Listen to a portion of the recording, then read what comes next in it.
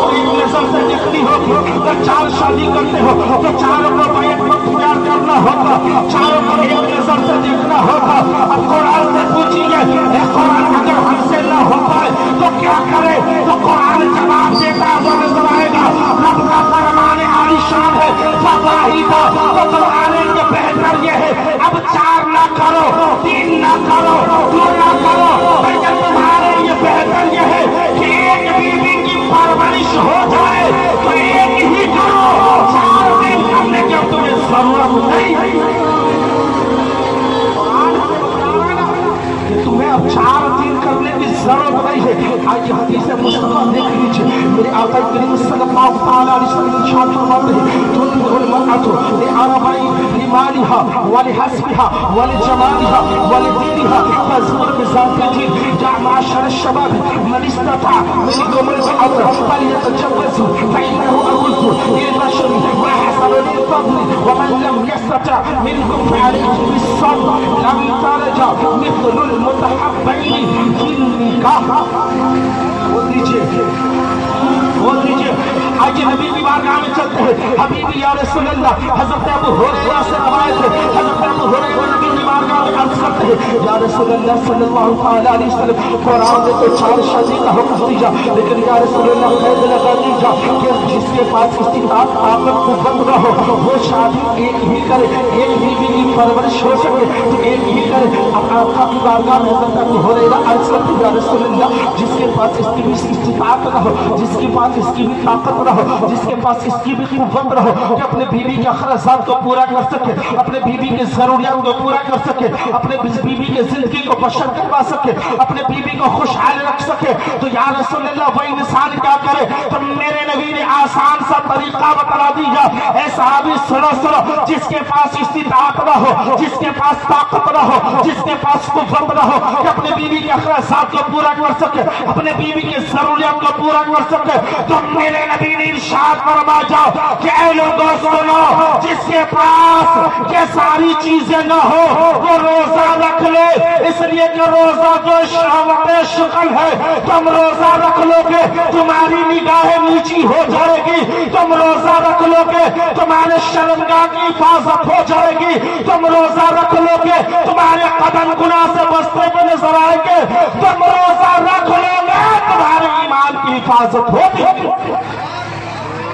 नबी ने आसान सा रास्ता बता दिया, किसके लिए? जिसके पास इस्तिताअत न हो, जिसके पास ताकत न हो कि अपने बीवी के जरूरियात को पूरा कर सके, अपने बीवी को खुश रख सके, अपने बीवी के जिंदगी को बशर करवा सके, उसके लिए नबी ने आसान सा तरीका बता दिया कि ऐ लोगों, तुम निकाह मत करो बल्कि तुम रोजा रख लोगे, तुम गुनाह से बचते हुए नजर आओ। अब आइए हदीस पाक, तुनकिहुल मरअतु लिअरबईन लिमालिहा वलिहस्बिहा वलिजमालिहा वलिदीनिहा फज़्फर बिज़ाति दीन।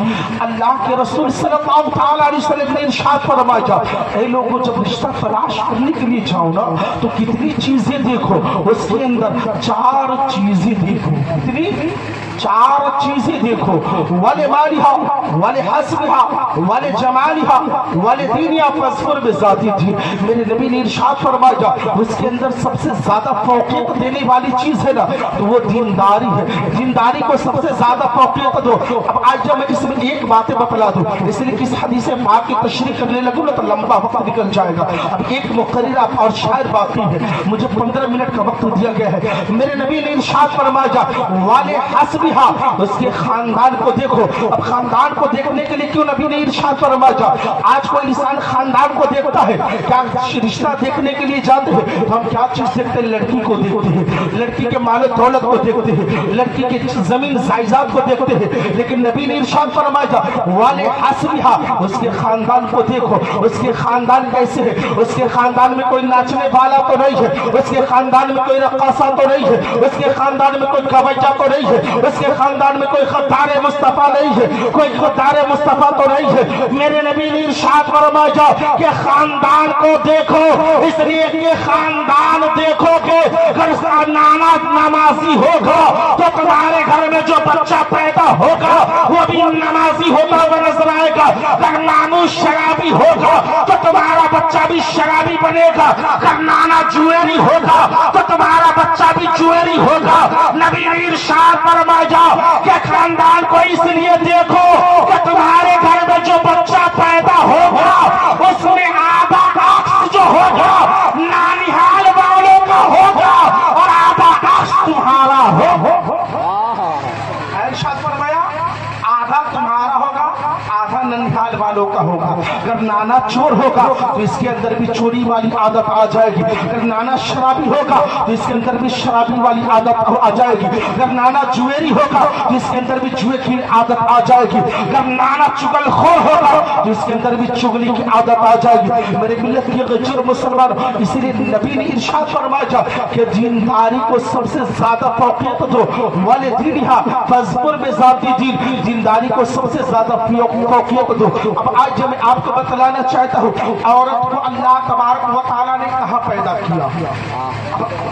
असल मकसद औरत को अल्लाह तबारक व तआला ने कहाँ पैदा किया, मर्द को कहाँ पैदा किया।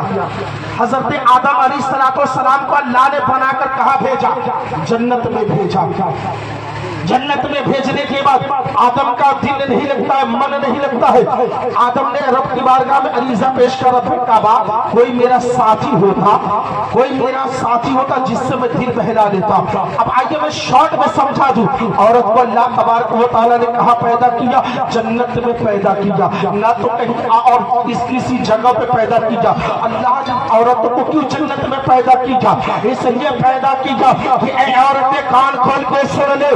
आज जो औरतें घूमती है बाजारों में, आज जो औरतें नाचती है, आज जो औरतें गाना गाती है, ये औरतें तो सुन लो, तुम्हें अल्लाह तबारक व तआला ने कहीं और पैदा नहीं किया, बल्कि तुम्हारी तखलीक जन्नत में हुई। इसलिए जन्नत में अल्लाह ने औरतों को पैदा किया कि ये औरतें जन्नत की बागों बहार को देख लो, ये औरतें जन्नत की नेमतों को देख लो, ये औरत जन्नत की खूबसूरती को देख लो, ये औरत जन्नत की बागों बहार को देख लो, ये औरत जन्नत की रानाइयों को देख लो, हे औरत जन्नत की खूबसूरती को देख लो, हे औरत जन्नत की फूलों को देख लो, हे औरत तुम्हें जाने के दुनिया में जाने के बाद तुम्हें अपने घर को जन्नत बनाना है, मिसाले जन्नत बनाना है। आज इस जन्नत को देखोगी, जब तुम दुनिया में जाओगे ना तो अपने घर को जहन्नम ना बनाना, बल्कि ये जो जन्नत देख कर जा रही हो इसी तरीके से अपने घर को सजाना और मिसले जन्नत बनाते हुए नजर